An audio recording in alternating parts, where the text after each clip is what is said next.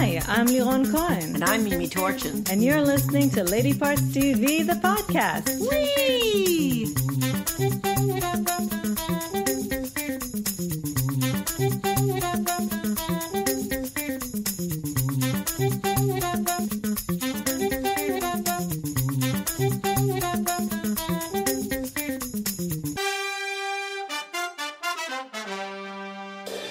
Hello and welcome to another podcast from Lady Parts. Greetings and salutations. Let's start with the stats. We tallied 28 shows, but I have to tell you, 9 of those episodes were Handmaid's Tales, a binge. Yes, not a very broad palette, but a very intense one. Not a very random sample, but a lot of red. But it could account for some of the good results that we got. So out of 28 shows, episodes anyway, 14 were written or co-written by women, 50% exactly, and directed 43%, 12, which is the way we usually have the more problematic numbers. Yeah, I was really happy to see even Westworld had some female action because it's a very sort of a male on the production side oriented, not certainly in the show. Yeah. Well, maybe Lisa Joy is a this is the new season, creator. right? So there are quite a few shows I think that are making consciously, exactly. So we don't have a lot of topics to talk about today because we wanted the very few topics that we wanted to talk about a lot. So, and I think you'll understand when we get into them why we made that choice. So first of all, we've only been waiting for about a year to be able to talk about this one.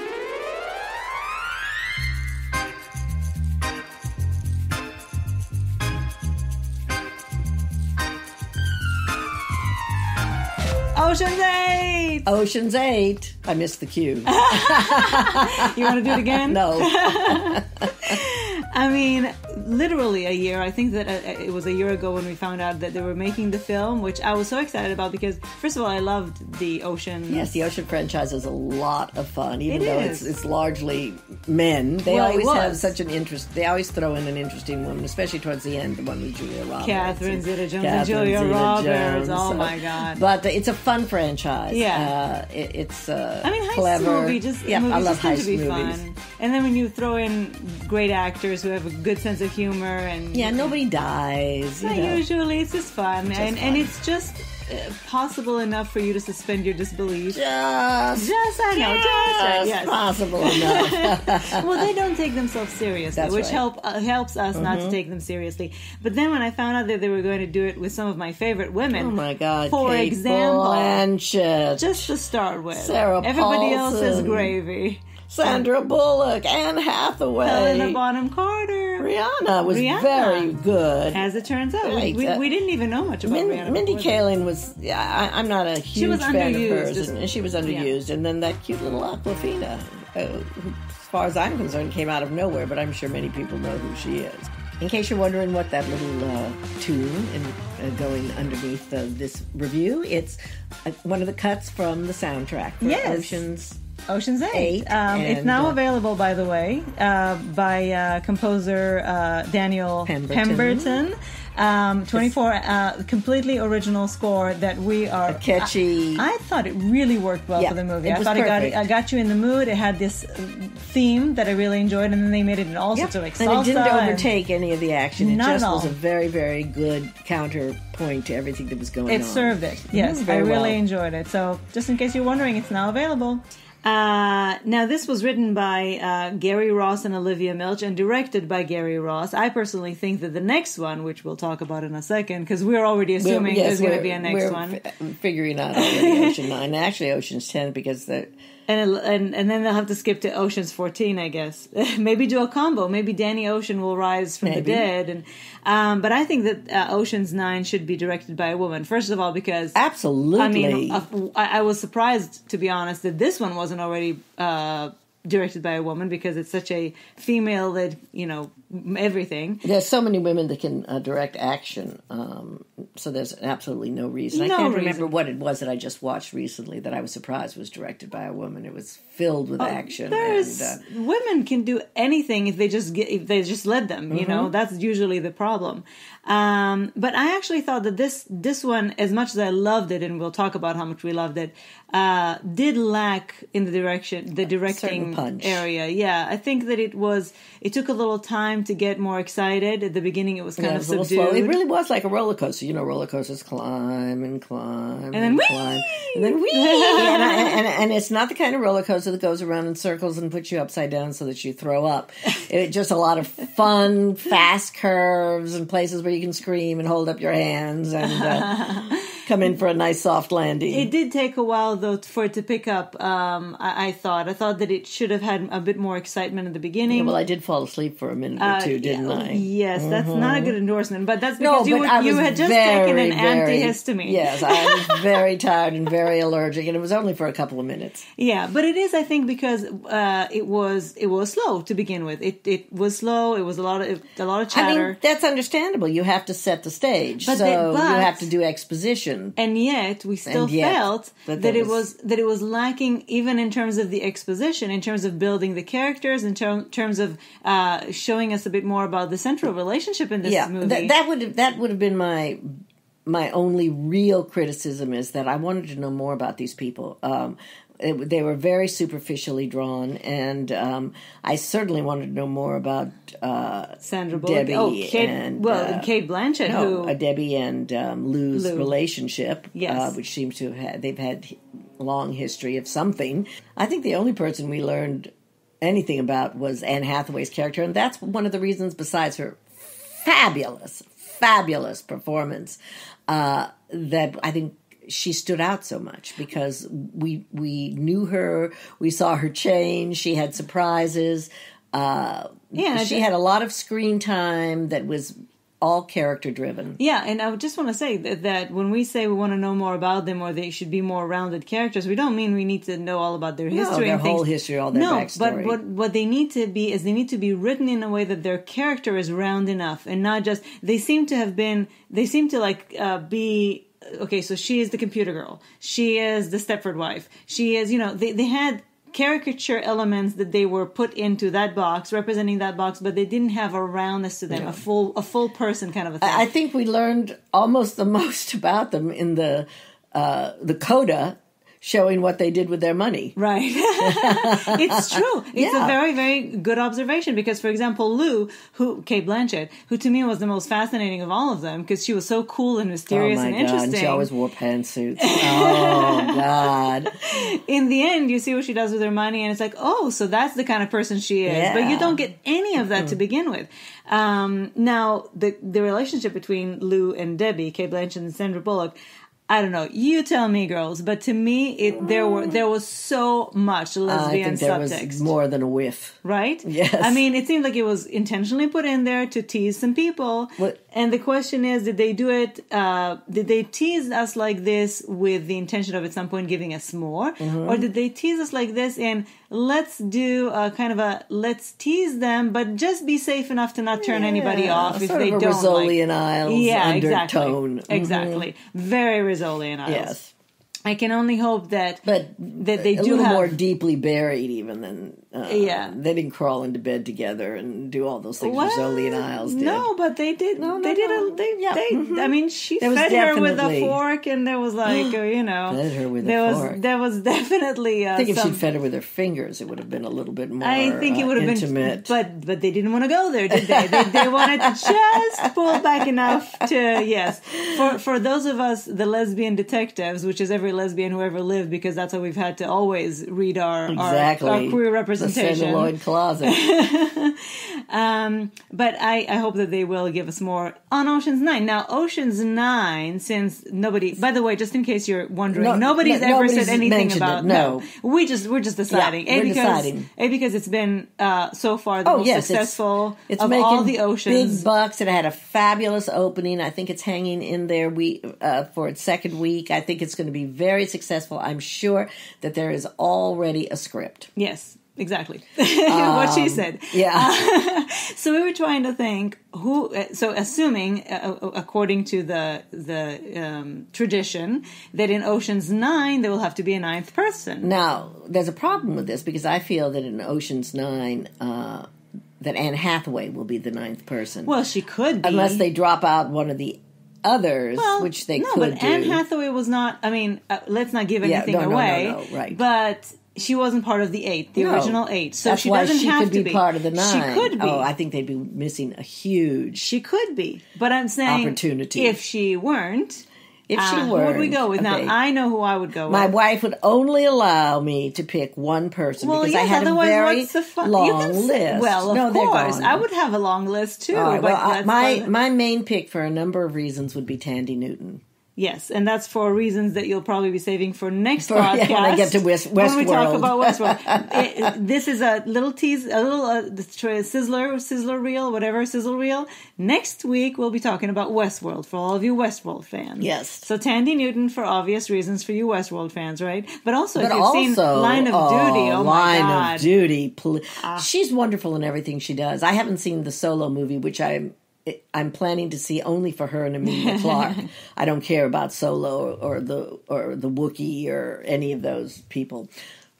So my choice, also I think for obvious reasons for most of you, Holland Taylor. Oh yes, that would be. I thought about her too. I think it would be fantastic. And you know what inspired that decision, besides the fact that Sarah Paulson is in the movie, is her great little stint on Good Behavior, where she already played somebody who can be a con man or a con woman. And it's a sort of a missing element. The age. They really went with the races, and it was a broad spectrum, but not much age.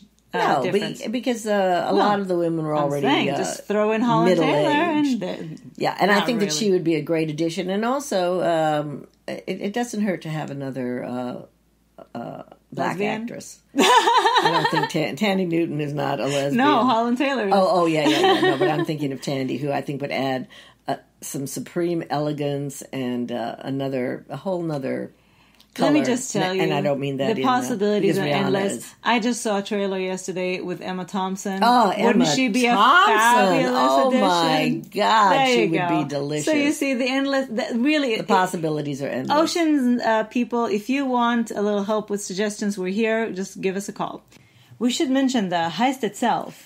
Was fantastic. It was so well orchestrated. It was the editing by Juliette Welfling was. By the way, not too many female editors around there. Though editing is something that has been open to women a little bit more so than the other behind the scenes, below the line. Anyway, yeah, editing was fantastic. It was brilliantly edited. It really, a lot of it hung on the editing because it was so fast-paced.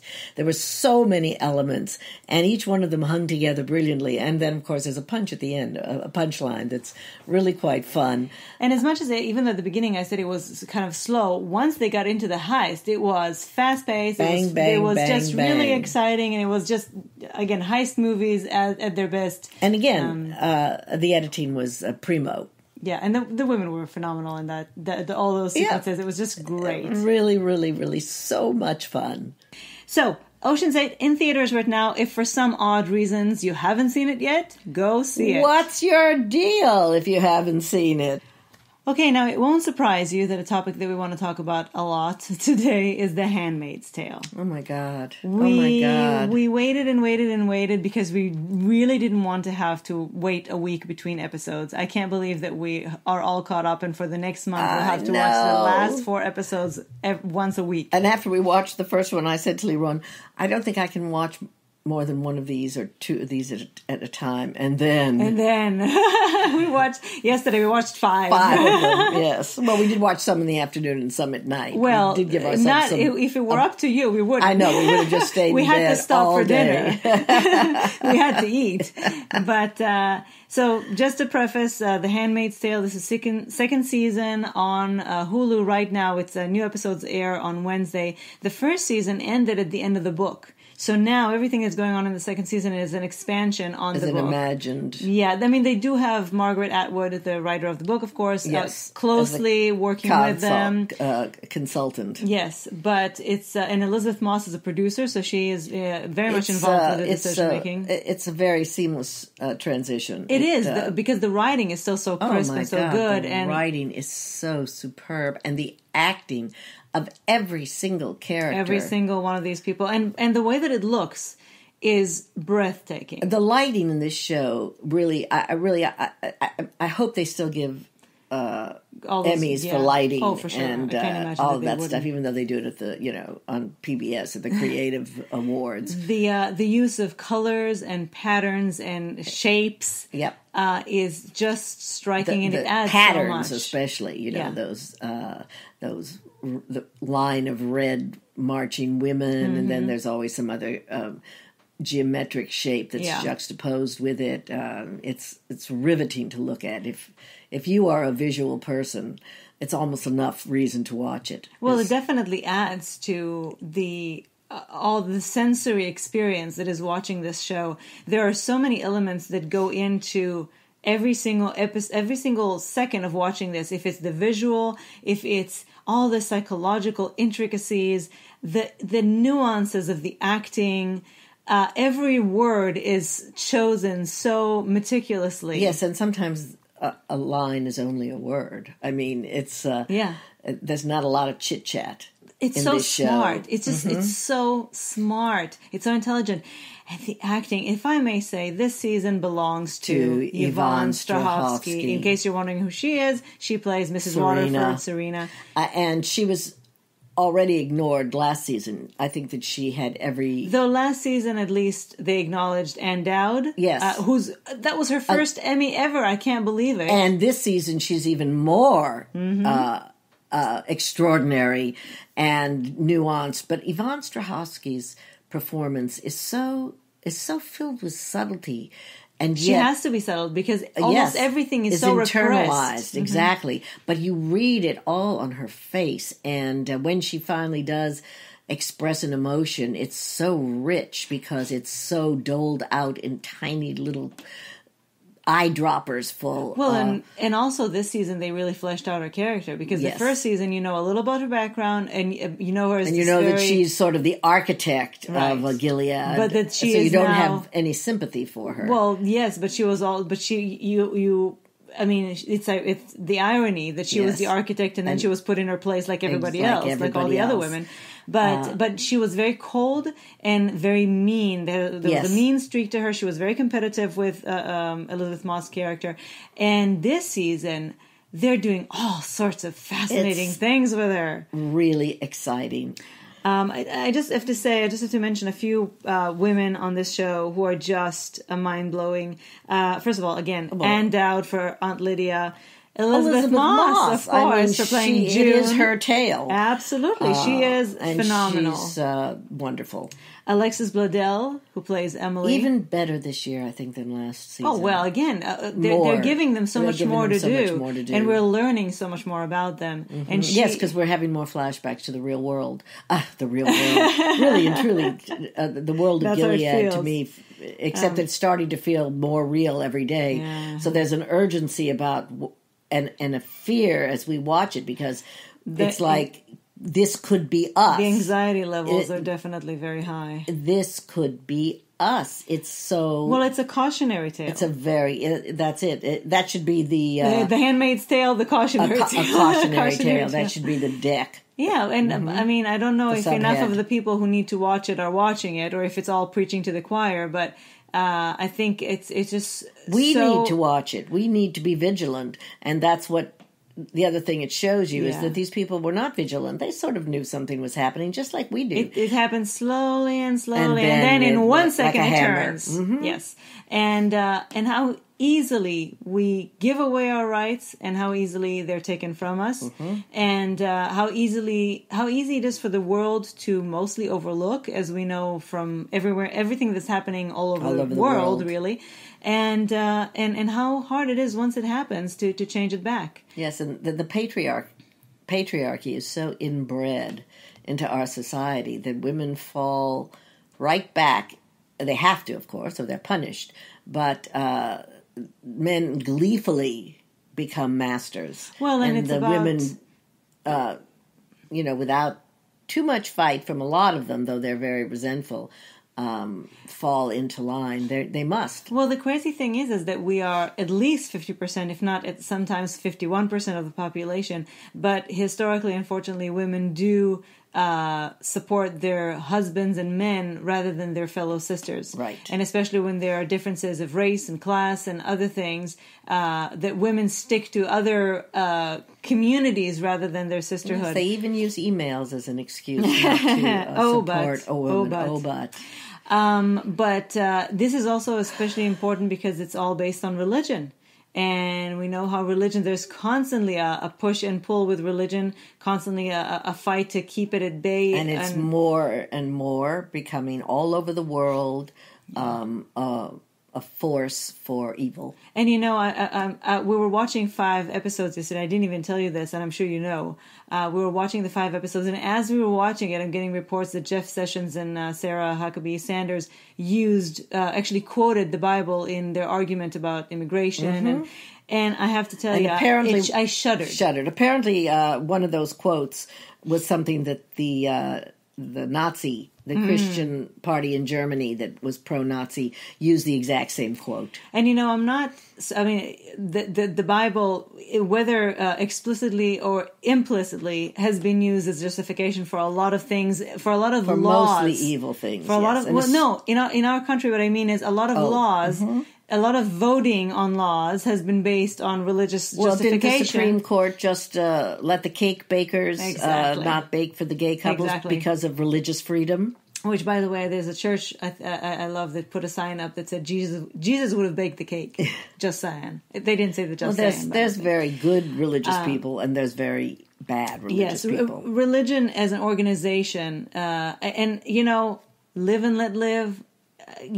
There's no problem with religion per se as religion. It's the problem is when they won't let live. Right. The problem starts when any religion starts to try to force itself on people who do not. Do as we say and as we do. Yeah. So although they don't. This is a very, very, very important show. Again, I just want to mention a couple of other phenomenal actors on this show. Madeline Brewer, who plays Janine. She is so heartbreaking.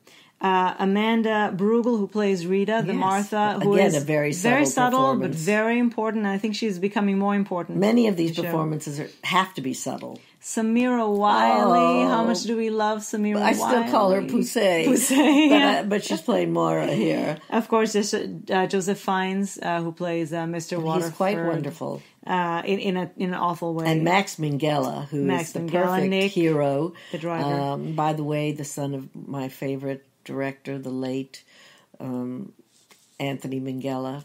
And his new wife on the show, Sydney Sweeney, who plays Eden. Very scary who I think girl. will end up being the wild card here. I think she's going to be trouble. Yeah.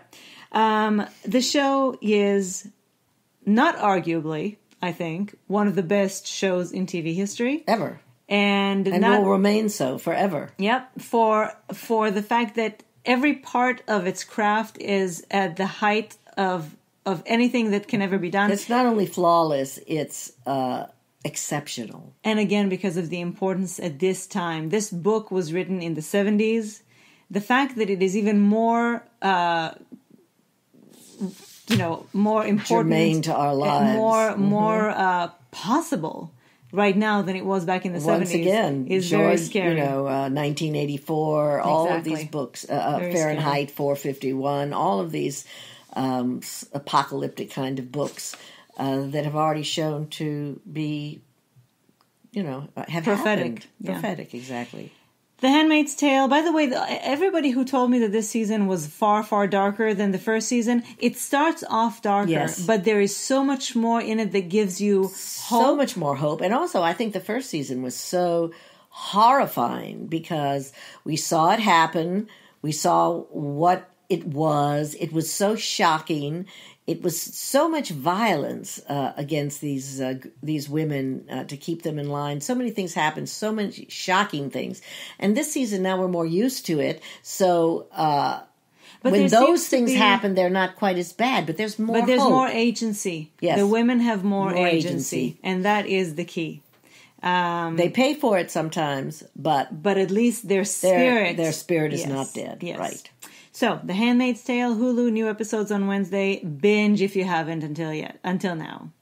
All right, the final show that we're going to talk about today is a show that we promised you last week we'll talk about. It's called Dietland. New episodes Mondays on AMC, created by Marty Noxon, based on a novel by Sarai Walker, starring Joy Nash, first of all, because she's actually the lead. And Juliana Margulies and Tamara Tooney, who I'm always happy to see. And a lot of quirky, weird people. And I was not so in love. Oh, I did. I was surprisingly in love with the first season, the first episode. I really didn't think this was going to be my cup of tea. But the first episode was really... The first double, Yeah, it was 2 hours. Yeah. Was revelatory in many, many ways. And I wasn't so crazy about the third episode. Well, the reason that you weren't excited about the third episode is because there was a part of it that was not realistic. A large part of it, because it was a withdrawing from a drug. Right, it was a hallucination. So it wasn't like it was supposed to be. Yeah, but still, it was too much time spent on it. Right, so now Marty Noxon said that they do go into strange places. They embrace the weirdness. I hope that it doesn't mean... I hope it's not going to take away from the very, very real elements in this show. Yes. Because the show talks about all the things we need to be talking about as women. To me, if women watch this show and start realizing all the many different ways, yes, all the small ways in everyday life that patriarchy has put us in our place, and we haven't even realized it. Not only have we not realized it, we embraced it. We internalized it as if it was our idea. Well, I know it wasn't my idea; it was my mother's idea. For me. Well, stay thin. It's diet, it's makeup, it's how we behave, how we talk, how we think about ourselves, what we dream for ourselves. It's every single thing, big or small. And then, of course, there's the vigilante storyline on the side. So much of it is sub rosa. It's just suggestion. You mean in the real world? In the real world. Oh, yes. Well, some of these things are actually very out in the open. Yes, because but some of them are also very subtle, and we don't even know they're being fed to us. Advertising does that. Well, and a lot of these things are out in the open, but we don't think of what they mean. So, just the other day we were watching this. We don't watch commercials. We try to avoid them at all costs. I kind of like them. But even when we fast forward, and we were watching something on demand, and you have to watch commercials, and there was an ad for makeup, and it was all about empowering women. They told you this, then now we're telling you this, and I was saying, well, look at them. They're trying. This is the new trend, right? Empowering women. So they're using it to sell you an oppressive tool of patriarchy. I'm not sure that makeup is an oppressive tool. I'll tell you why it is. I'll tell you why it is. I think that's... If you like using it, use it. Right. Great. But I know so many women who would never even dare leaving the house without it. Well, that's because of the way they feel about themselves. But why were they made to? Because this is the thing. All of these things, the makeup industry, the cosmetics industry, all these industries that would fall, that would completely collapse onto themselves one day if women just decided to not be so insecure. They make women insecure so that they have to buy shit. My own personal experience, it actually it happened to me a couple of times, but I was trying to get a job at Avon as a meeting writer. And I went for my first interview, and it went very, very well. And the guy that I interviewed with, he said, when you come back for your second interview, let me suggest to you that you paint your fingernails. You put polish on your fingernails. I didn't. I still got the job, much to my dismay. It was the worst 3 months of my life. Needless to say. There are so many places of work that if you showed up just naturally looking, it would not be welcomed. There are many places, and that's not okay. If women enjoy wearing makeup, if men enjoy wearing makeup, that's great. That should be their choice. It shouldn't be expected or demanded. Yes. So this is just one of many, many aspects in which the patriarchy have put women in their place without them even realizing that it's a tool that's used to make them insecure so that they're submissive. Well, so they're submissive, and so they buy their products. And the acting, by the way, is excellent in this show. Joy Nash is a revelation, really. Who I never even heard of her. She was a YouTube star. And no, I just want to, I'm also saying that the writing is very sharp. Very good. Very intelligent. It's a very original show. Hits the nail on the head on every aspect. And I just want to say the vigilante subplot. I know it might seem to people a little extreme, but this is another. These are not just women who are avenging rapes and all those things that women have to deal with. They're avenging it because the social justice system does nothing. Yeah. Because there is so much the law. There is so much frustration and there's so much pain in women who not only, victim blaming and victim shaming and all that other stuff, but just the fact that they don't care. They don't care. We just saw the Rape Kit documentary from Mariska. Most of the time, he doesn't even go into investigation. So these women are taking things into their own hands. You're not going to help us? We'll help ourselves. Exactly. So and you're not going to like it. So it's not just, yes, there is kind of a satisfaction there that finally, women are taking power and doing what they want to do and avenging these things. But also because there is the message that we're mad as hell and we're not going to take it anymore. We have to resort to it because you guys won't do what you need to do. So anyway, I think it's a very important show. I really hope that it continues on the right track. I hope that it makes a lot of women think and connect to their inner anger and rage. I suggest you give it a try and give it some time. Yeah, well, I loved it from the very first moment, but we know not everybody does. I liked the first episode too. Yeah, I have a friend who hated it after 30 minutes. I said, you didn't give it enough time. Yeah.